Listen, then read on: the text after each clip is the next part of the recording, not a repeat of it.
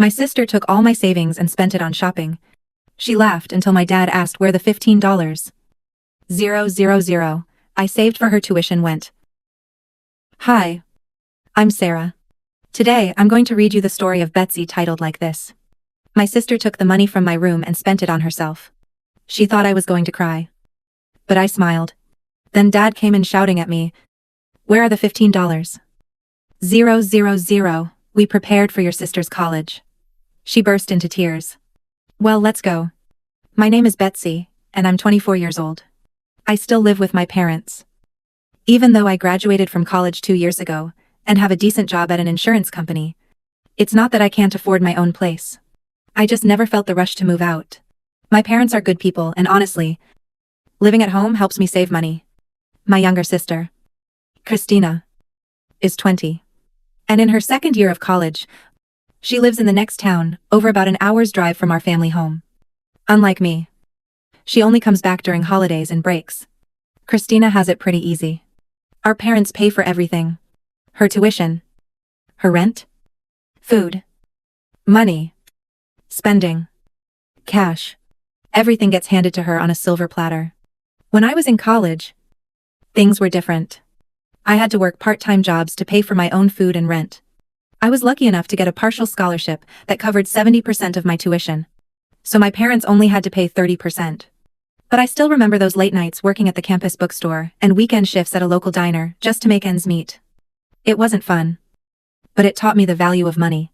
My parents, Mom and Dad, are both hardworking people. Dad works at a construction company as a supervisor. And Mom is a secretary at a law firm. They're not rich. But they've always managed to provide for our family.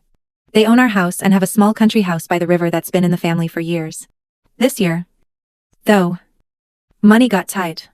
Dad had some health issues that kept him out of work for a few weeks. And Mom's hours got cut back. They started worrying about how they'd pay for Christina's education next year. I could see the stress on their faces when they thought nobody was looking. We need to figure something out. I heard Mom tell Dad one evening, when they thought I was upstairs, Christina's tuition is due in 3 months.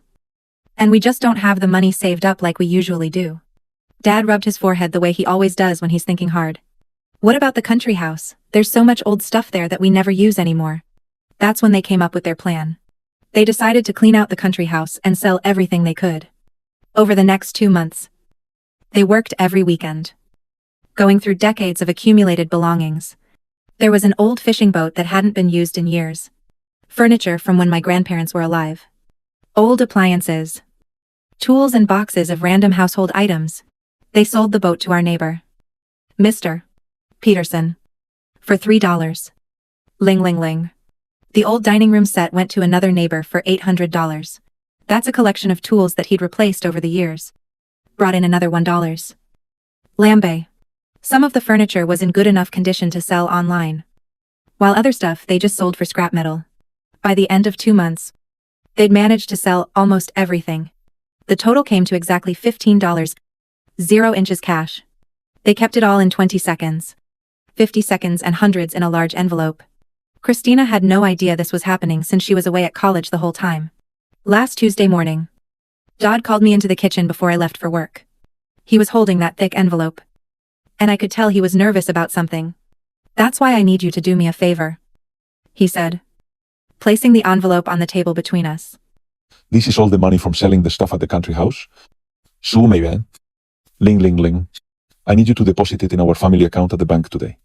I picked up the envelope and felt the weight of all that cash. Dad, this is a lot of money to be carrying around. Are you sure you want me to take it to work with me? I would do it myself. But I have back-to-back meetings all day. And your mother has that important client presentation. You're the only one who can get to the bank during business hours. I looked at my watch. I had about 10 minutes before I needed to leave for work. And the bank didn't open until after I'd already be at the office. Actually, Dad, I can't make it to the bank today.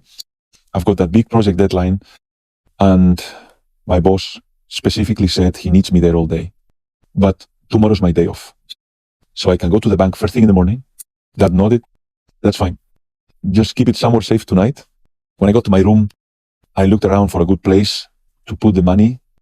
My treasure seemed too obvious and I didn't want to leave it just lying around. I settled on the top drawer of my desk It had a bunch of old college papers and notebooks in it, so the envelope would be hidden underneath everything. When I got home from work that evening, I walked through the front door and immediately froze. There was Christina strutting around our living room like she owned the place, but something was different. She was wearing clothes I'd never seen before, expensive-looking jeans, a designer sweater, and boots that probably cost more than I made in a week.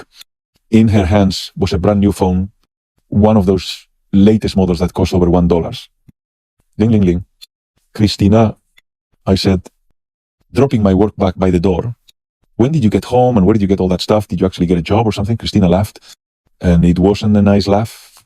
Me work? Are you crazy? I'm not insane enough to get some crappy part-time job like you did in college. My stomach started to twist with a bad feeling. Then how did you pay for all this? Oh, I just borrowed some money from a secret location, she said with that same grin, waving her new phone around. I found myself a little treasure chest. You could say something clicked in my head. A cold, horrible realization washed over me without saying another word. I ran to my room, my heart pounding. I yanked open the desk drawer and frantically pushed aside all the papers and notebooks. The envelope was gone. The drawer was completely empty, except for my old college stuff. I stared at the empty drawer for what felt like forever, but was probably only a few seconds.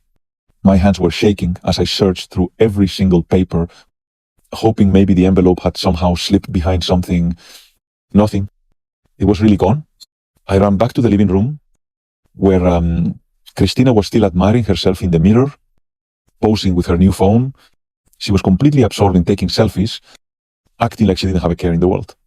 Christina, I shouted, and she looked up, startled by my tone. What's your problem? She asked. But I could see something flicker in her eyes before I could answer.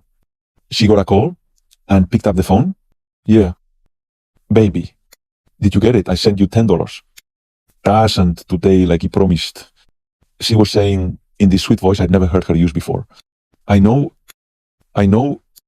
you really needed it for those debts. Don't worry about paying it back right away. Just take care of what you need to. Shumayan. Ling ling ling. She'd send someone $10. 0, 0, 0 of my parents' money. I grabbed the phone right out of her hand and hung up. Why did you take the money from my room? Christina rolled her eyes like I was being ridiculous. Oh. Please. Betsy. I went to your room to borrow a phone charger, because mine broke. I couldn't find one. But I did find that envelope full of cash just sitting there in your drawer. So you just took it. You just took $15.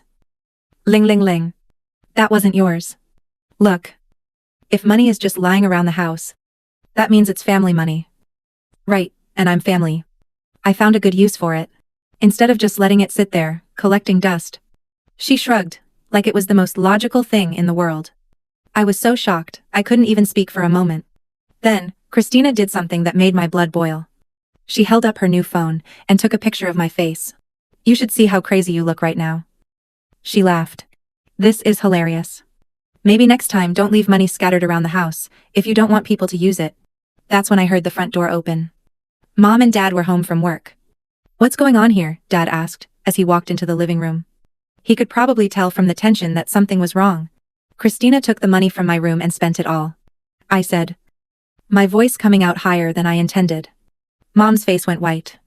What, Betsy? That's not funny. Don't joke about something like that. I'm not joking. Mom. I said. Look at all the stuff she bought. And I just heard her on the phone talking about sending $10. 000 to someone. Christina's face had gone pale. Too. But she was still trying to play it off. Whose money was it anyway? She asked.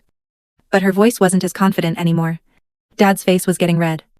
Which was never a good sign. We sold everything from the country house to get that money. It was for your college tuition next year. That was $15. Ling, ling, ling. Christina.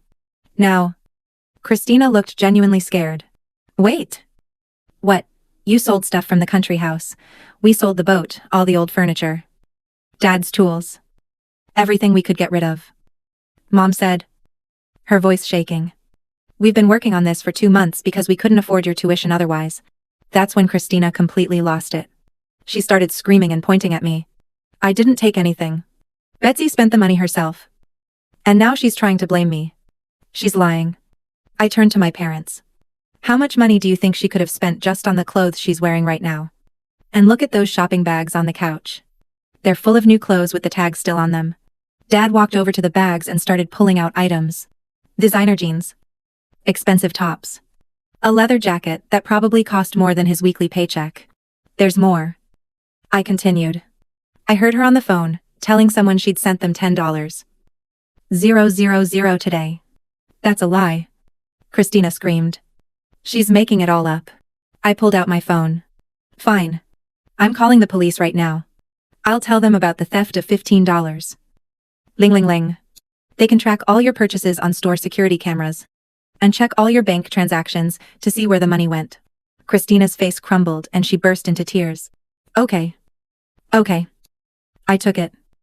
But I thought it was Betsy's savings. I thought it was money she had saved up from her job. I stared at her in complete disbelief. So, you thought my money was just free for you to take. You thought you could steal from me and there wouldn't be any consequences. Even Mom and Dad looked shocked by what she just admitted. Dad's voice was scary. Quiet. Christina. That was money for your college education. We don't have any other money saved up for you. What were you thinking? Christina was crying. Harder now. I can return the clothes to the stores. Most of them still have tags. What about the $10? 000 you sent to someone, Dad asked. Who did you give her money to? Through her sobs. Christina managed to say. I sent it to my boyfriend. Derek. He had gambling debts and people were threatening him. He promised he'd pay it back someday. Someday. Mom's voice was getting louder. Someday. And what else did you spend? I took my friends out to that expensive restaurant downtown. We spent about $1. 500 there. That money is definitely gone. Mom sat down heavily on the couch. I have always defended you. Christina. Always. When Betsy complained about you taking her things, I told her to share. When you got in trouble at school, I made excuses for you. But today, you have crossed every line possible. Christina ran out of the room crying. And I heard her bedroom door slam. Dinner that evening was the most uncomfortable meal our family had ever shared. Christina came down from her room with red, puffy eyes. But she didn't say a word. She just sat there picking at her food while the rest of us ate in silence. Finally, Dad put down his fork and looked directly at Christina. Your mother and I have made a decision. We're not going to demand that you pay back the money you stole. Christina looked up with hope in her eyes. But Dad wasn't finished. However, you're going to take a gap year from college, starting next semester. You'll get a job and earn your own tuition money. From now on, we won't be giving you another cent for education or anything else. But, Dad, I can't make that much money. Christina protested. College is expensive. You should have thought about that before you gave away $15. Ling ling ling. Dad said firmly. This decision is final and not open for discussion. Christina started crying again. But I couldn't help feeling satisfied. Finally. She was going to face some real consequences for her actions. That night, around midnight, I heard a soft knock on my bedroom door. It was Christina. And she looked desperate. Betsy. Please. I need to ask you something. She whispered, glancing back toward our parents' room. What do you want? Could you lend me the $15? 000. I promise, I'll pay you back as soon as I graduate and get a real job. Please. You know how important college is to me. I stared at her in amazement. Are you seriously asking me to give you money after what you did today? After you stole from our parents and ruined their plans? Come on. Betsy. We're sisters. Family helps family. Right, no. Christina. Absolutely not. You made your choice today. She stood there for a moment, looking hurt, then turned and ran back to her room. I heard her door slam again as I lay in bed trying to fall asleep. I started thinking about all the other times Christina had done stuff like this when we were kids. She used to take my toys without asking. In high school, she'd borrow my clothes and sometimes return them, damaged or not at all. She even used to steal money from my piggy bank when I was saving up for something special. Every time I complained to Mom and Dad, they'd say the same thing. She's your little sister. Betsy. She doesn't mean any harm. You need to learn to share. She probably needed it for something important. It made me wonder, Would my parents be this upset if Christina had stolen my savings instead of their money, or would they still be making excuses for her? The next morning at breakfast, Christina tried a different approach. She came downstairs looking remorseful and spoke in a small, apologetic voice. I'm really sorry about yesterday. I know what I did was wrong, and I promise I'll never do anything like that again. Dad didn't even look up from his coffee. Sorry. Doesn't change our decision. Christina. You're not getting another penny from us for school or rent. But I can't possibly make enough money to pay for everything myself. That's something you should have considered before you spend our money. Dad replied coldly. This conversation is over. Later that morning, Christina made a big show of packing her bags. She threw her clothes into suitcases, loudly making sure everyone could hear her stomping around upstairs. Then she dragged everything to the front door. Fine, she announced dramatically. If you don't want me here, I'll go live somewhere else where people actually care about me. And with that, she left. We didn't hear from her for an entire day. The next afternoon, the phone rang. It was Grandma. And she sounded upset. That's what happened over there. Christina called me crying, saying you all kicked her out of the house and won't let her finish college properly. She says you're the one who got her in trouble with your parents. I handed the phone to Dad, who explained the whole situation to Grandma when he was finished. There was a long silence on the other end. Oh my goodness. Grandma finally said. I had no idea. Christina made it sound like you were all being unfair to her. She asked me to lend her money for school. What did you tell her? Dad asked. I told her I'd think about it. But after hearing this story, there's no way I'm giving her a dime. In fact, I'm going to check my house right now to make sure she didn't take anything when she visited last month. Over the next few days, our phone kept ringing, and Sarah called, asking why. Christina was begging her for money. Uncle Mike called because Christina had shown up at his house with some story about needing help with college expenses. Cousin Jennifer called because Christina had asked her to co-sign for a student loan. Each time my parents had to explain the real story. Each time. The relatives were shocked and refused to help Christina. A week later, Christina came back home on her own. She looked defeated and exhausted. I went to everyone, she admitted, slumping into a chair in our living room. All the relatives, my college friends, even some of Derek's friends. Nobody would help me. Are you surprised? Mom asked. Look, I'll do what Dad wants. I'll take the gap year and work. But can I at least stay here so I don't have to pay rent? If I have to pay for my own apartment too, I'll never save enough for college. Mom and Dad looked at each other, having one of their silent conversations that married couples do. You can stay, Dad finally said. But you follow our rules and you don't ask us for money for anything. 2 months after all this drama, I finally decided it was time to move out of my parents' house. I found a nice 1-bedroom apartment about 20 minutes away and got all my stuff moved in over a weekend.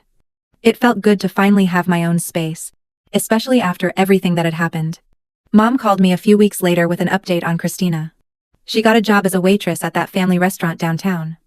She's actually working really hard. She gives us her entire paycheck every week and only keeps her tips for spending money. I was surprised to hear that Christina was actually following through on working, but I was glad she was finally learning some responsibility. 2 months later, I went back to visit my parents on a Sunday afternoon. I was curious to see how things were going with Christina and her new job. When I walked into the house, I barely recognized my sister. The girl who used to strut around in expensive clothes and full makeup now looked completely different. Christina was sitting at the kitchen table in plain jeans and a simple t-shirt. No makeup. No fancy manicured nails. She looked tired. Really tired. But also somehow more real than I had seen her in years. Hey, Christina, I said, sitting down across from her. How's the job going? She sighed and rubbed her forehead. It's hard work. My feet hurt all the time and some customers are really rude. But I'm getting better at it. Mom came into the kitchen and gave me a hug. That's perfect timing. I was just about to tell Christina about the new account we opened for her. What account? I asked. Dad joined us in the kitchen carrying his coffee mug.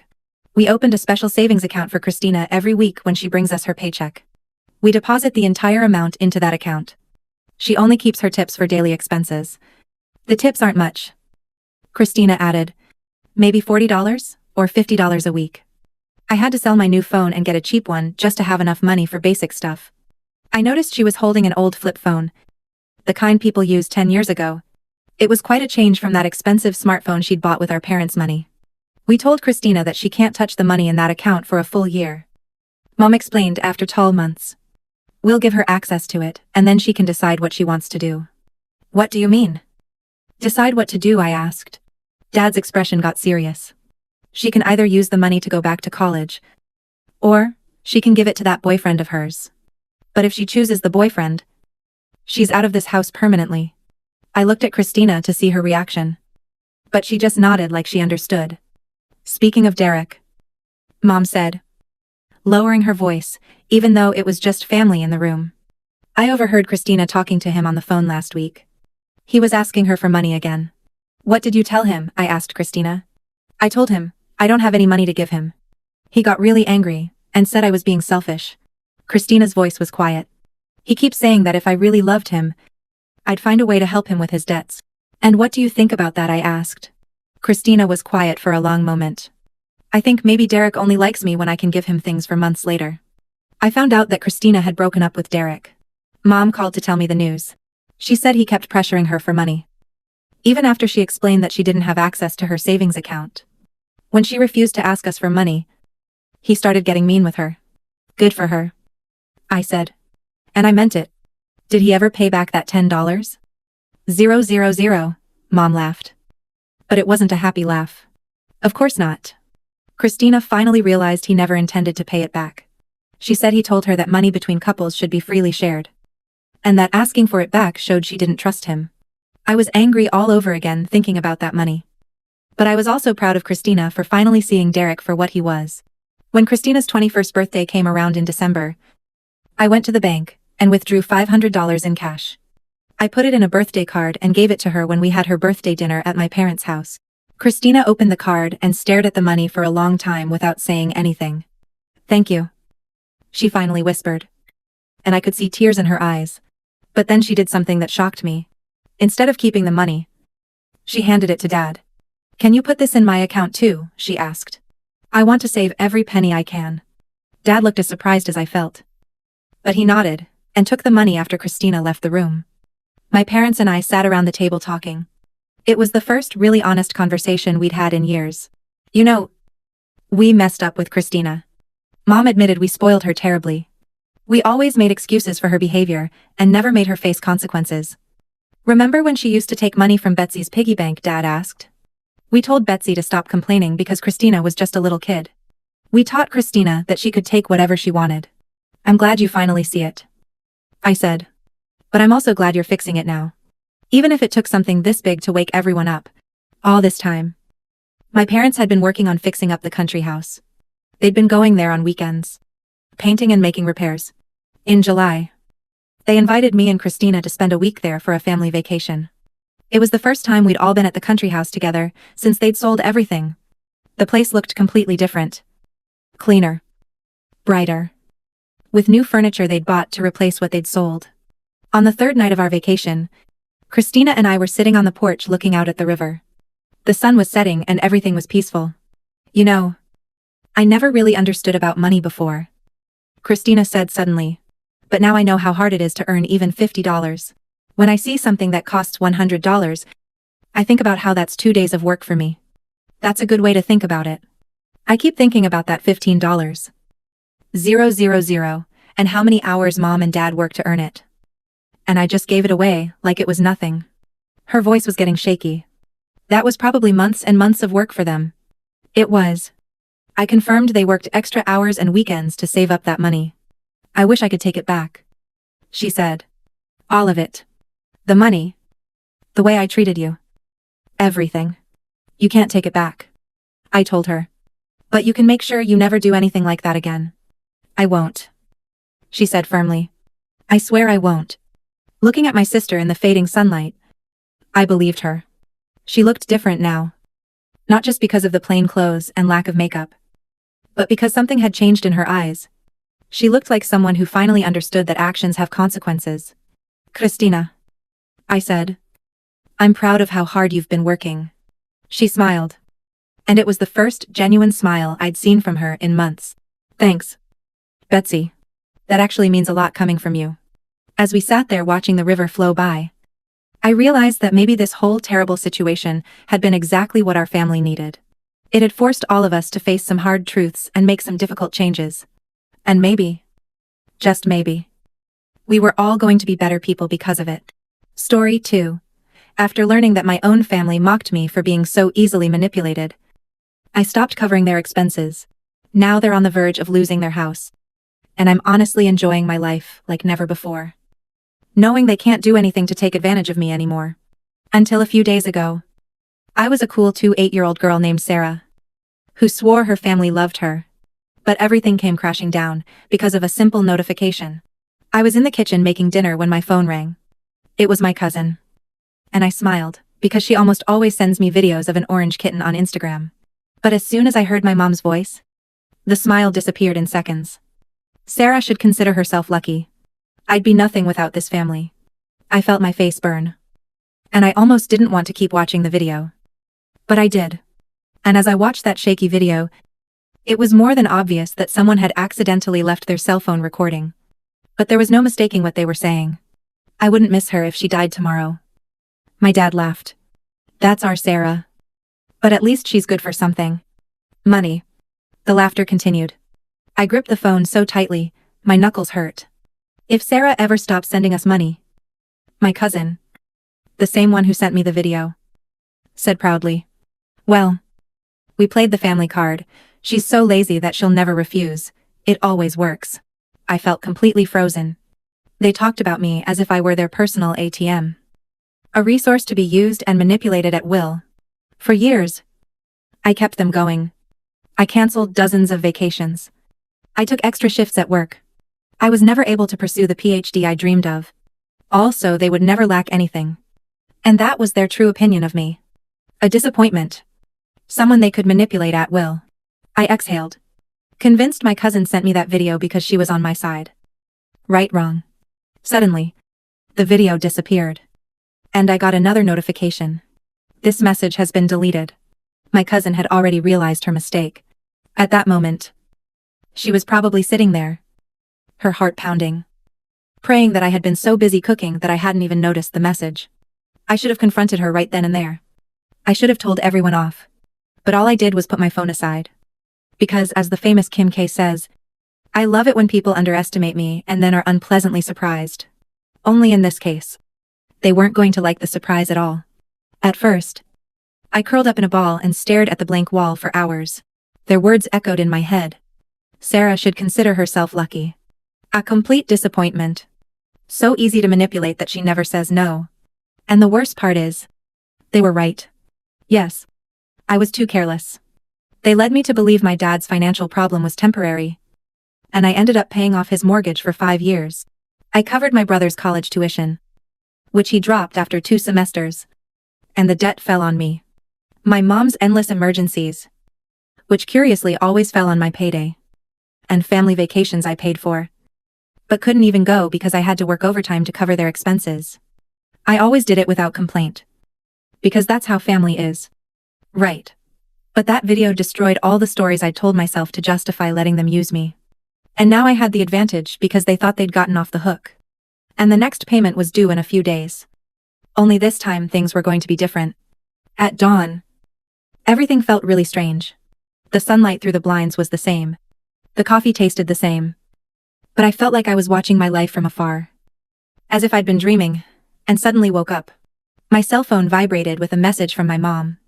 Good morning, daughter. I just wanted to know how you're doing. I hope everything's okay. I stared at the message. Todo normal. She never wrote just to check on me. Honestly, I never noticed that pattern. And of course, minutes later. Oh, by the way, the rent's due soon. Can you transfer it to Thursday? I love you. By the way, there it was. As always. But I wasn't going to play along anymore. It was, I love you. In the end, it sounded hollow now. Just another tactic to manipulate me. Out of habit. I started typing my usual response. Something like, clear or no problem. I even thought about apologizing for the delay. But instead I deleted everything, and just wrote, can't this month? I put down my phone and waited. My heart pounding. 4 words I'd never dared to say before. A minute passed, Then too. What do you mean you can't? Her frustration was evident. Even from the text. I'd never said no to her. Not even once, in all these years. I didn't reply immediately. I enjoyed my coffee. Letting her settle the doubt. More messages started arriving. Sarah. This is serious. We're counting on you. You know we have no other option now. Then my cousin butted in. Hey. Your mom's super upset. Everything's fine. I almost laughed. Everything was fine. Everything was perfect. Because I finally decided I deserved my own peace of mind. I took a deep breath and replied.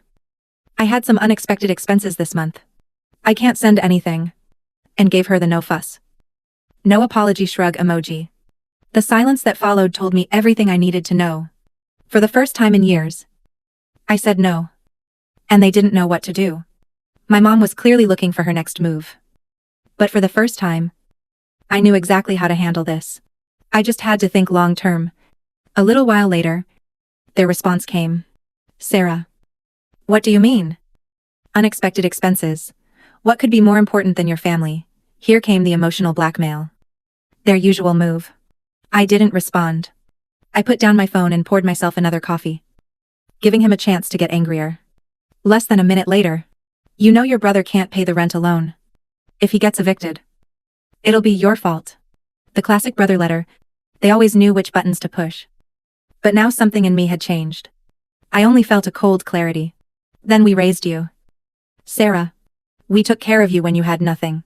This is how you repay us. I clenched my jaw and my phone tightly. Because when I had nothing, I never had their support. I paid for college on my own. Working nights and studying during the day. Working several jobs just to get out of their house. As soon as I started earning a decent amount, they latched onto me like leeches. I had nothing, because they took everything from me. They made up a story where they were the heroes. But that story never existed. The cell phone vibrated again. Sarah. Daughter. Don't do this. We're family. Your mom's just upset. You know how she gets. Just deposit the rent and everything will be okay. Everything will be okay, for whom for them. While I continue to leave my life behind. I put down my phone. My heart was beating so fast. I felt like I was drowning. So I went to the kitchen. Poured a glass of water. And stared at the wall. Feeling like something inside me was breaking. For years, I dreaded this moment. I was afraid they'd stop talking to me, or turn their backs on me, if I ever decided to stop paying. But now I understood the truth. They never loved me. They wanted what I gave them.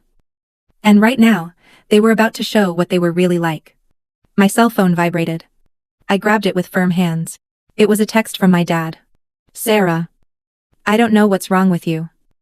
But this is totally unacceptable. You're being selfish. This family needs you. And you're behaving like a spoiled little girl. Grow up. And do the right thing. There it was. The last mask falling away. There was no more feigned sweetness or concern. Just pure. Hard demands. The facade crumbled faster than I imagined. As I was looking at her message, another notification arrived. This time from my cousin. But this time it was a voicemail. My hands were shaking. Hesitating. My thumb was about to press play. Something inside me told me that after hearing that, nothing would be the same. I stared at the play button for a while. My heart beating like crazy. My cousin never sent voicemails. She was usually the queen of passive-aggressive texts with just the right tone to make me feel guilty. I finally pressed play. And there was her high-pitched, annoyed voice. Sarah. Listen. I don't know what game you think you're playing. But this isn't funny. Your mom's freaking out. Your dad's exploding. And I honestly don't blame them. She's always been, well, kind of ungrateful. But this is way too selfish. I felt a note in my stomach. But I forced myself to listen. You have a good job. You don't earn more than the rest of us. And you don't need that money. Meanwhile, your family is struggling. So what? One day you decide you're not worth it. A bitter laugh was heard. You owe us. Sarah. After everything they did for you. After all their sacrifices. They gave you life. And now you're just going to leave. You're going to pretend we don't exist. What kind of daughter does that? She took a deep breath. And I thought she was done. But she kept going. You know what? If you really want to be like that, then go ahead. But don't expect them to forgive you. Don't think you're going to just come back like nothing happened when you realize how much you need them. Because if you cross that line, there's no going back. The message ends. Silence. I stood there with my finger on the repeat button. My ears ringing and my hands numb. The nerve was shocking. Not a word asking how I was. Just anger because they were running out of ATMs. Any other time, I would have felt scared. Maybe I would have looked for a way to fix it by apologizing. But not now. I felt a strange peace. I felt light. My cousin had just confirmed everything. They didn't love me. They didn't respect me. They didn't even see me as a person. Just as the one who handed them money. And the moment I stopped giving, I stopped counting. Because maybe it was time to stop counting. My cell phone vibrated again. A message from my mom. Last chance. Sarah. Send the rent. I stared at the screen for a long time. It didn't say, I love you. Nor do I care about you. Just a direct blare. Undisguised command. And without thinking much about it, I blocked her. I blocked my dad. I blocked my cousin. So, for the first time in years, I was free. Or so I thought. Because the next day, my brother arrived at the door. They knocked at an absurd hour. Just before dawn. For a second, I thought about pretending I was asleep. That it might be a neighbor or the delivery man. But they knocked again. Louder and more determined. As if to make it clear they weren't leaving until I opened the door. I took a deep breath. Braced myself. And opened it. There stood my brother. His face angry and desperate. His clothes all wrinkled. As if he hadn't even changed. Her red eyes were wide open. Seriously. Sarah? Her voice was sharp. What's wrong with you? I stayed calm. Good morning. Tyler. She laughed mockingly and combed her hair with her hand. Don't start. Don't act like this doesn't matter. You blocked everyone. Mom's freaking out. Dad's too. What about you? Are you going to delete us? Are you going to pretend we don't exist? I crossed my arms and leaned against the door. I don't know. Tyler. Maybe I'm tired of being your cashier. He clenched his jaw in annoyance. Oh. That again. I let out a bitter laugh. I've paid your rent for years. I covered utilities. Groceries. Even your silly streaming subscriptions. And the one time I refuse. The one time I put a stop to it. Mom calls me selfish. Dad says I'm the worst. And you show up here like I'm a criminal. I was going to say something. But couldn't. So I continued. And don't you dare say you care about me. I've already seen the video. He went white. Real fear showing through. What video? I smiled coldly at him. You know exactly which one I'm talking about. Tyler shifted uncomfortably. Not turning to look at me. He didn't mean that. We were joking. You're exaggerating. Joking. My voice came out low. But sharp. Everyone there laughing. Saying I'm a loser and that I should be grateful to pay them back. Do you have any idea what it's like to hear your family talk like that? He exhaled. Rubbing his face. Sarah. Come on.